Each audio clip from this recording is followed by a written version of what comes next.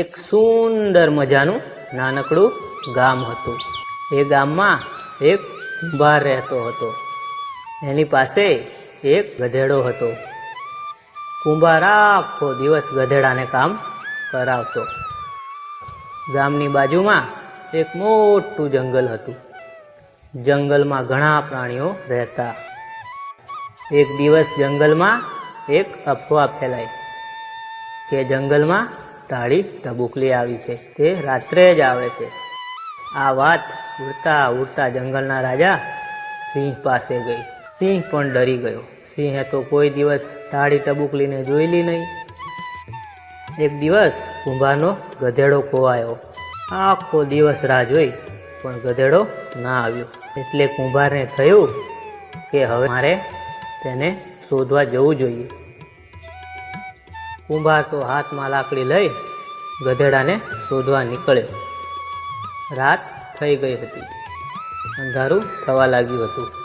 એ તો શોધતા શોધતા જંગલમાં ગયો. જંગલમાં સિંહ આરામ કરતો હતો. કુંભારને તો અંધારામાં કાંઈ દેખાતું ન હતું. જ્યાં સિંહ બેઠો હતો ત્યાં ગયો. તેણે સિંહને જોયો. કુંભારને થયું, આ રહ્યો મારો ગધેડો, અહીંયા બેઠો છે. હું તને ક્યાં ક્યાં શોધીને આવ્યો અને તું અહીંયા બેઠો છે. ઊભો રહે, તારી શાન તો ઠેકાણે લાવવી જ પડશે. કુંભારે તો બે હાથમાં લાકડી પકડી અને સિંહ ઉપર જોરથી મારી. સિંહ તો ઊંઘમાંથી ઝબકીને જાગ્યો. તે તો ખૂબ ડરી ગયો. એને પણ કાંઈ દેખાતું નહોતું અંધારામાં. કુંભાર તો સિંહ પર બેસી સિંહના બે કાન પકડી લીધા. સિંહ તો વધારે ડરી ગયો. એને તો પહેલાંથી જ ટાળી ટબુકલીનો ડર હતો. એને લાગ્યું કે આ ટાળી ટબુકલી જ આવી ગઈ, હવે મારું આવી બન્યું. સિંહ તો જંગલમાં ભાગ્યો. સિંહ તો ખૂબ ઝડપથી ભાગે. એટલે કુંભારને થયું, આ ગધેડો તો આટલી ઝડપથી કેવી રીતે ભાગી શકે. એટલે એણે સિંહ ઉપર હાથ ફેરવ્યો. એટલે સિંહના મોટા મોટા વાળ લાગ્યા. એટલે એ સમજી ગયો કે આ મારો ગધેડો નથી, આ તો સિંહ છે. કુંભારનો પણ જીવ તાળવે ચોંટી ગયો. હવે આ સિંહ મને નહીં છોડે, રેશન કાર્ડમાંથી નામ કાઢી નાખશે. સિંહને લાગ્યું કે આ ટાળી ટબુકલી મને મારી નાખશે અને કુંભારને લાગ્યું કે આ સિંહ મને મારી નાખશે. ભાગતા ભાગતા સિંહ એક ઝાડ નીચેથી નીકળ્યો.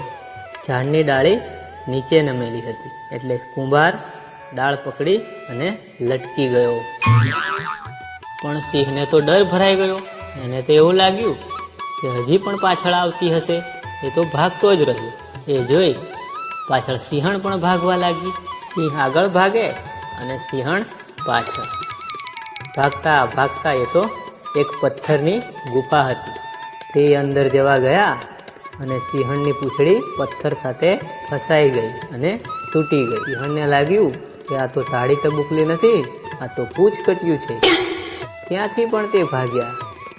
ભાગતા ભાગતા ખૂબ જ દૂર સુધી ભાગી ગયા અને થાકીને એક જગ્યા પર બેસી ગયા.